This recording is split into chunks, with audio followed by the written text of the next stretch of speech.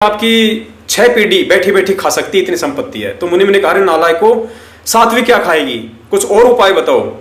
तो मुनिम ने कहा, जी साधु संत बताया करते हैं, उनकी मतलब उनकी शरण में जाया जाए। तो एक साधु की गए वहां पे शरण में। उस साधु ने बताया, जी भंडारे करो, धर्म भंडारे करो, जितने धर्म भंडारे करोगे परमात्मा उतना ही ज्यादा तुम्हें धन देगा। तो उस सेठ ने भंडारे शुरू कर दिए और कहा कि कोई भी आसपास के क्षेत्र में कोई भी साधु महात्मा संत ना बच जाए, दाल चावल सूखा गीला जैसा भी है उनको दे के आओ। नौकरों ने वैसा ही किया, पूरी नगरी में सप्लाई शुरू कर दी। एक भगत के पास गए जो अपना गृहस्थ जीवन में रहते हुए अपना जीवन यापन कर रहा था, उसकी पत्नी थी, वो स्वयं था। वहां गए नरसिंह जी के सेवादार और कहा, जी हमारे सेठ जी का आदेश हुआ है और जी ये राशन ले लो आप।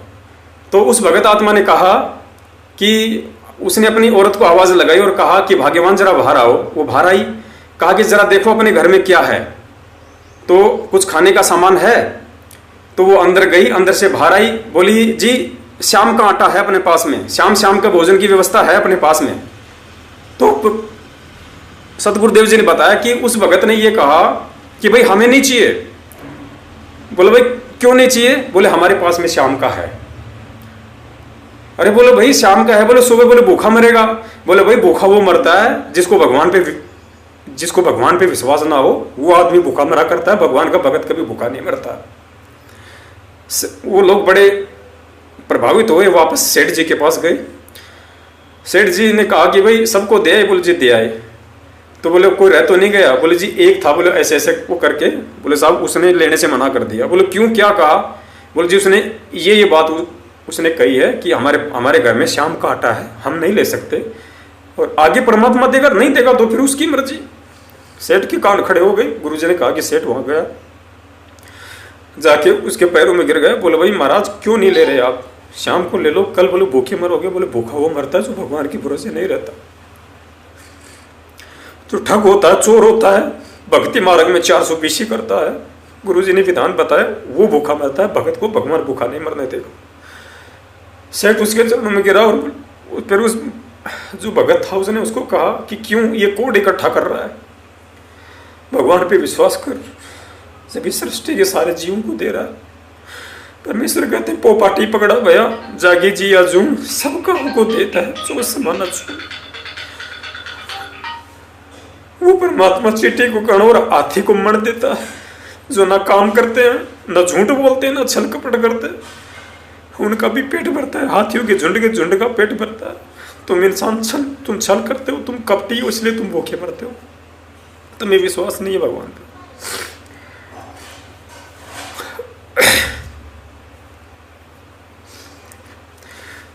सेठ जी उसके चरणों में गिर गया और वहां से उसको शिक्षा मिली। 7 साल कम नहीं होती हैं, उससे पहले 27 साल गुरुदेव ने समझा के अपना एक गला खराब कर लिया, और 7 साल से हम सत्सेवक चिल्ला रहे हैं अपना सब कुछ छोड़ के निस्वार्थ भाव से। तुम्हारे से 1 रुपया भी नहीं ले रहे अपना घर चलाने के लिए, उधार ले लेते हैं अपन किसी भाई बहनों से, अगर नहीं होता है तो। इन मैनेजमेंट वालों की तरह, इन 2 मुंह वाले गधों की तरह संगत को लूट के नहीं खा रहे। हराम है अगर 1 रुपया भी हमने किसी से ज्योति पाठ और दान का लिया हो तो। हराम है अगर संगत के एक नए पैसे से यदि हमने अपना मकान किराया भरा हो, अपना घर चलाया हो, अपना रसोई का, अपने बाल बच्चों का आने जाने का, मोबाइल का अगर कोई खर्चा चलाया हो तो, तब जाके सतलोक मिलेगा। ये चापलूसी करने से, चापलूसों की जेब भरने से सतलोक नहीं मिलेगा, गोलियां मिलेंगी।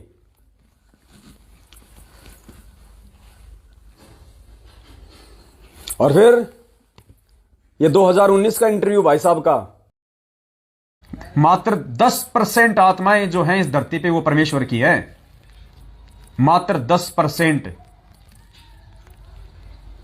और 10% में से 50% की छटनी 2022 में हो जाएगी, 50% की।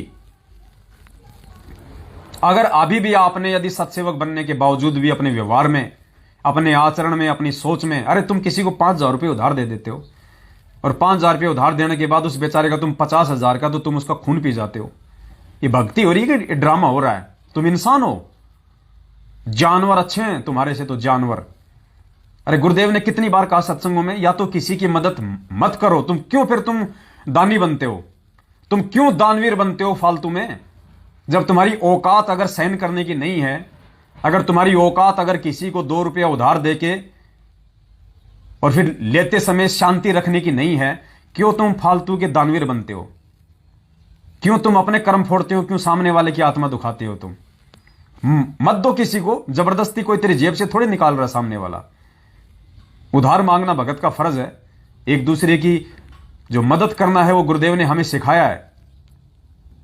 अगर तुम्हारी औकात अगर किसी की मदद करके और अगर सहनशीलता अपनाने की नहीं है तो मत करो किसी की मदद, तुम अपना भी कर्म फोड़ोगे, दूसरे की भी आत्मा दुखाओगे, वो दोष भी तुम अपने सिर पे लोगे।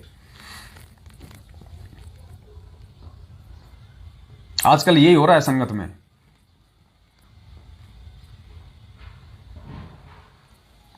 ये काल भगवान इस दास को हर प्रकार से तोड़ने का प्रयास कर रहा है, हर प्रकार का, लेकिन ये सफल नहीं हो पाएगा। मेरे साथ में परमात्मा है, खूब कोशिश करी इसने। अभी जो 4 लाख रुपए का जो मैटर है, पुण्यात्माओं, वो पैसे देने का अधिकारी मैं नहीं था।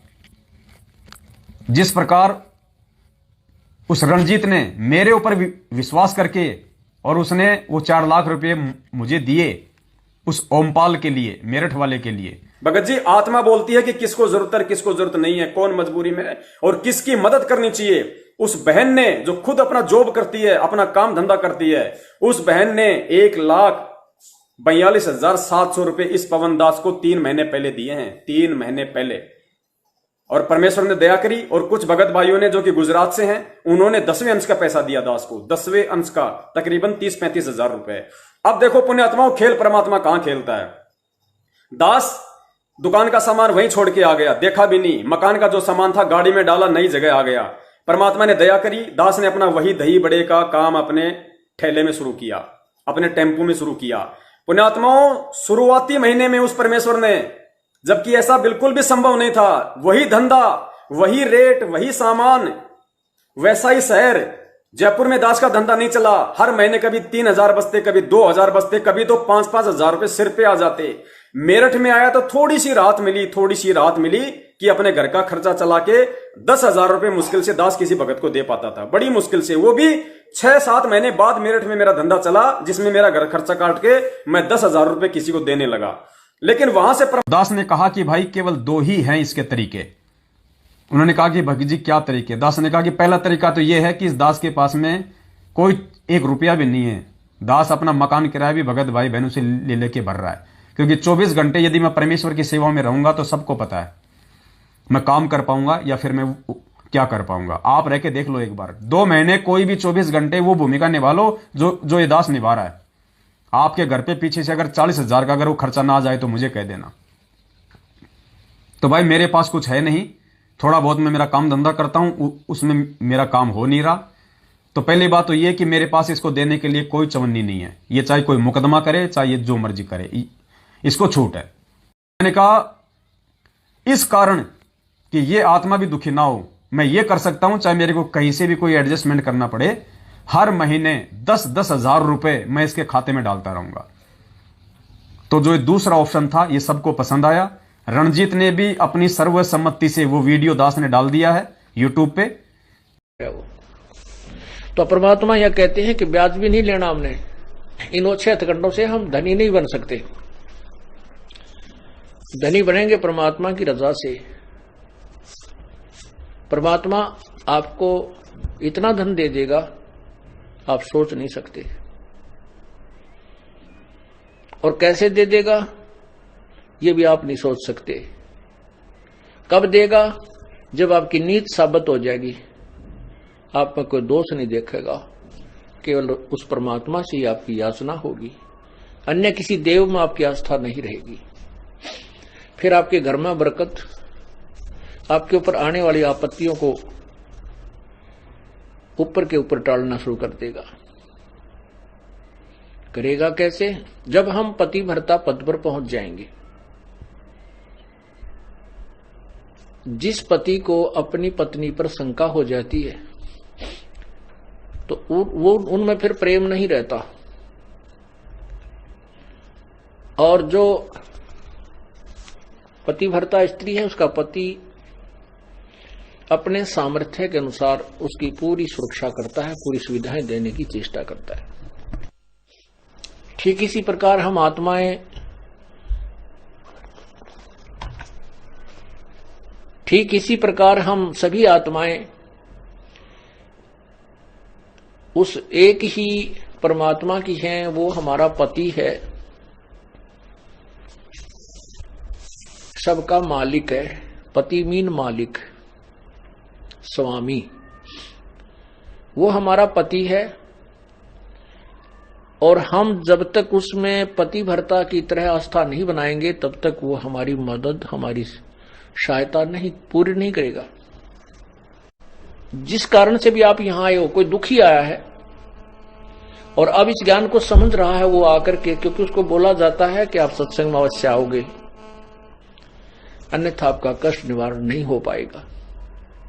इसलिए बोला जाता है सत्संग में आपको कि आपको धनी बनाना है। आप युगों युगों के निर्धन हो चुके हो इस भक्ति मार्ग के।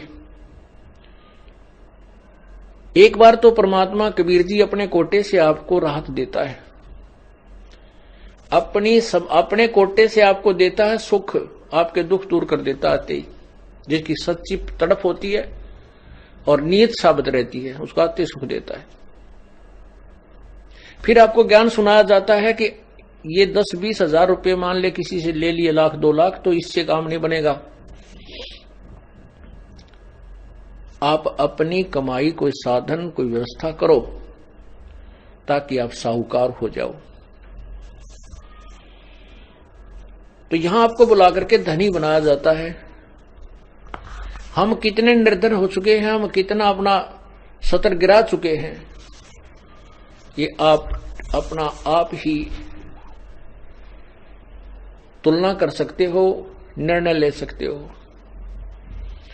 आपको एकदम परिवर्तन आएगा, सच्चाई के साथ आएगा। आत्मा स्वीकार नहीं करेगी इस विष को और दूसरे कारण अपने ऊपर होगा। हम किसी से पैसा लेते हैं, रिश्वत लेते हैं या किसी के साथ वैसे धोखाधड़ी करते हैं, पैसे लेकर नहीं देते हैं, तो अगले जन्म में या तो उसका पशु बनेगा, ना फिर दामाद बन कर लेकर जाएगा उसके पैसे। देखा पाछा के हाल हो रहा था, यो इतना दहेज देते हैं और खुश होकर देना पड़े। तो ये सब हमारे लेन देन के झगड़े हैं। और अब इस समय में परमात्मा की शरण में हमारे ये सब आपस के संस्कार अब खत्म कर दिए जाएंगे और आगे हम बढ़ावा को नहीं, तो हम इस तरह से लोग।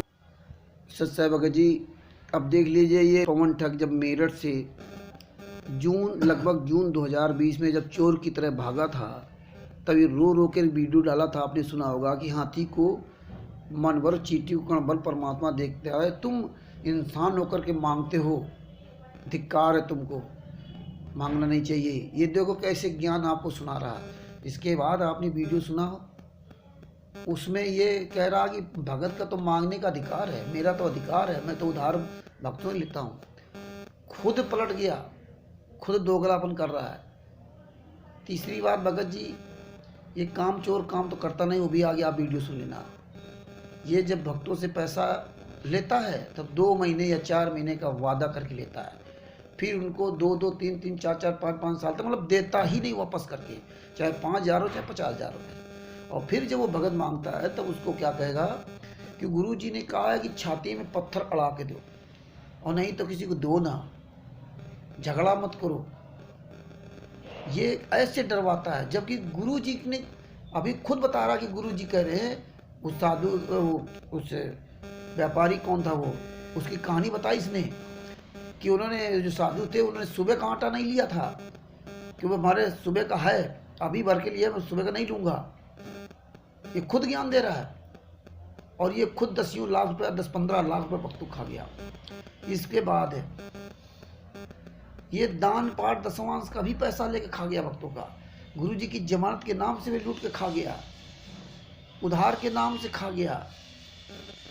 और अंत में ये काल का दूध पवन ठग जब पैसे देने का नंबर आता है तो उसकी औकात याद दिलाता है।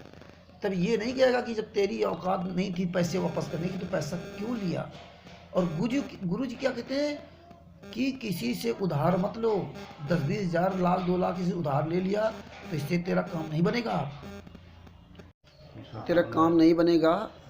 अपना धंधा कर, कमा के खा। उनके बारे में और इतना परमेश्वर बता रहे हैं साफ शब्दों में। इसके अलावा भी ये परमेश्वर के ज्ञान को ही गलत साबित करने की कोशिश लगा हुआ अपनी तरफ से बात बना करके। परमेश्वर ने कहा जब मेरी शरण में आता है तो मैं अपने कोटे से सुख देता हूँ, उसी समय तुम अपना धंधा, कोई काम धंधा कर लो। और परमेश्वर ये तब तुम्हें देगा जब तुम पतिव्रता स्त्री की तरह चलोगे, पतिव्रता धर्म निभाओगे, तब वो परमात्मा तुम्हारे जो है जो पग आगे धरे तो जो है परमात्मा कहते हैं ना, नीचे अपना जो है समृद्ध झाड़ू देते हैं कहीं पाँव में कांटा न लग जाए, तो तब वो मदद करेगा, वरना तेरी मदद वो परमात्मा नहीं करेगा। ये अपने आप को 2013 का भगत कहता है। अथवा तो इससे स्पष्ट हो गया कि ये पतिव्रता नहीं है, पतिव्रता धर्म पे नहीं है, इसलिए परमेश्वर ने इसकी आज तक रक्षा नहीं की, इसको मतलब संपन्न नहीं किया।